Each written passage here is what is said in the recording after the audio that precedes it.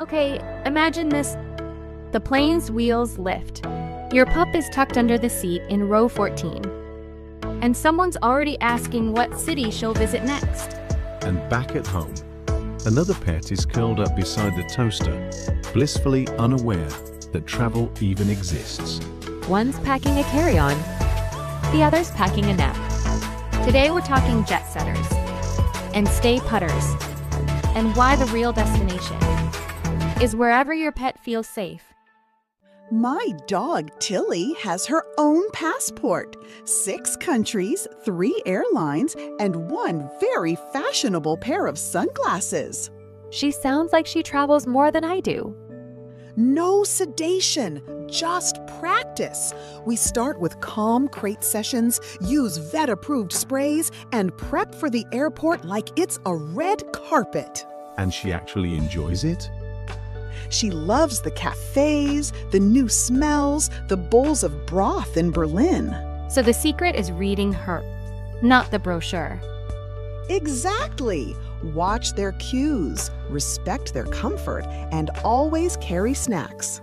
My cat, Marble, once went on a road trip. He spent 2 days hiding behind the hotel radiator. Oh no.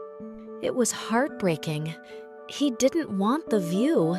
He wanted home. So now you leave him? Now I give him the vacation he wants. Trusted neighbor, familiar blankets, video check-ins for both of us. And he stays in his favorite sunbeam. He gets daily belly rubs, no travel trauma, just peace. That's love, without the turbulence. A dog watching clouds from a plane window. A cat curled in the same sunny spot back home. A suitcase closed carefully. A handwritten note.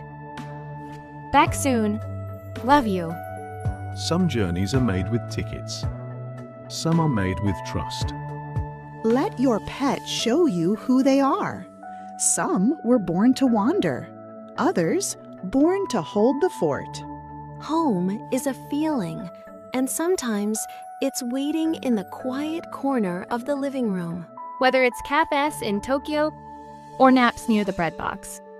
If your pet feels safe, you've planned the perfect trip. Coming up next, travel gets a little fancy. From Parisian cat hotels to Finnish snow parks, we're talking about how the world pampers paws in motion. And yes, there will be tiny bathrobes. Let the luxury begin. Okay, friends, let's shift gears. Today we're talking about something most of us wrestle with. What happens when we're not home? When the leash stays hanging, the bowl's filled early, and the house just waits. It's not just logistics. It's longing. And around the world, people are finding new ways to meet it. In Sweden, some office buildings host pop-up day crates. Enrichment toys, air brakes, staff cuddles. Like a preschool for pups? Exactly. And many companies subsidize it because they know happy pets mean calmer humans. And you get your fika break, while your dog gets a brain game. Now hop over to Japan. Pete hotels there have it all. Streaming cuddle cams, aromatherapy, soothing music, and even meal customization. That's not a hotel. That's a wellness retreat. But really, it's about presence, reassurance, a way to say, I'm still here. And in Brazil, there's something beautifully informal. Pete sharing. Neighbors caring for one another's pets. During work hours, on rotation. It's not a business. It's a bond. And maybe the most timeless solution of all. In the U.S., pets are alone an average of 6-8 hours every weekday. In Sweden and Finland, far less. Thanks to pet-friendly offices and neighborhood support. In Japan, cats may spend their days in cuddle hotels, while their parents work double shifts. And in the Netherlands, Pete Share networks help pets socialize and parents feel supported. Separation isn't always harmful, but chronic loneliness? That's different. It can lead to chewing, barking, pacing. withdrawing, like their hearts are echoing in an empty hallway. So maybe the question isn't just, can I afford a pet? But also, do I have time to share with them? A dog waiting at the door. A cat watching shadows pass the window. And then, the key in the lock. The tail wag. The rush into arms. Solitude is natural. Loneliness doesn't have to be. Connection doesn't mean constant presence. It means meaningful touches. A voice through a speaker. A frozen treat to discover. A trusted visitor during the long wait. Leave behind a sweater, a song, a window seat. They notice. They remember. And when you return, make it more than a reunion. Make it a promise. Next time, we celebrate the pets who rarely feel alone. Because they're working, healing, and greeting us every day.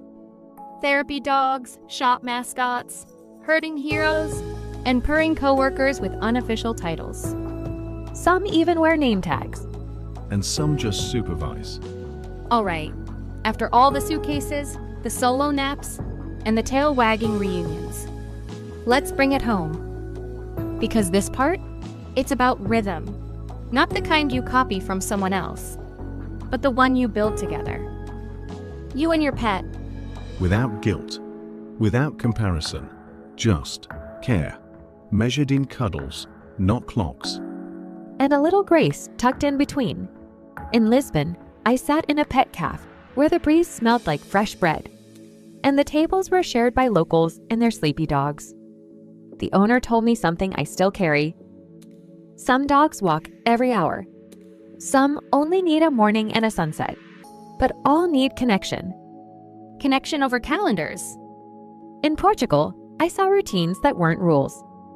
Dogs resting by windows during the heat, sharing bits of lunch mindfully, and taking unhurried strolls through tiled courtyards, just long enough for tails to wag and noses to greet. That's a rhythm.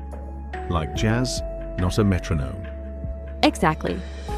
Responsive, not rigid. It danced with the day. Up in the Highlands, I visited a family with 3 collies. Their day moved like poetry.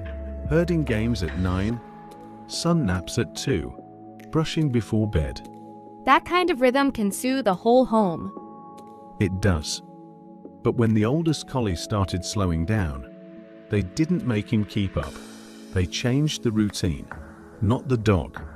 Structure with softness. That's the sweet spot. I live in the city. No backyard. No long hikes. But our routine? It's full of joy. I rotate trays, a scent pouch one day, a puzzle feeder the next. Walks are short, but full of choices. We sniff. We pause. We wander with purpose. Urban pace with a rural soul. For pets, time isn't about how much. It's about how true and how sensory rich.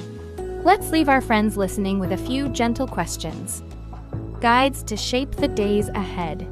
What's one moment your pet always looks forward to? Can you make more room for it? Where in your day could rest replace rush? Can you shape your schedule?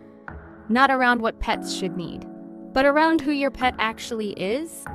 A pause settles in like warm sunlight through a window. Next week, we change gears. And uniforms. We're meeting the pets who have jobs. The herders, the healers, the bookstore cats, and the barbershop dogs. Name tags, nap breaks, and yes, snacks in the break room. The real employee of the month? The one who sheds on the customer but still gets a tip. Until then, may your routines feel gentle, your time feel shared, and your pets remind you that joy lives in the smallest pauses.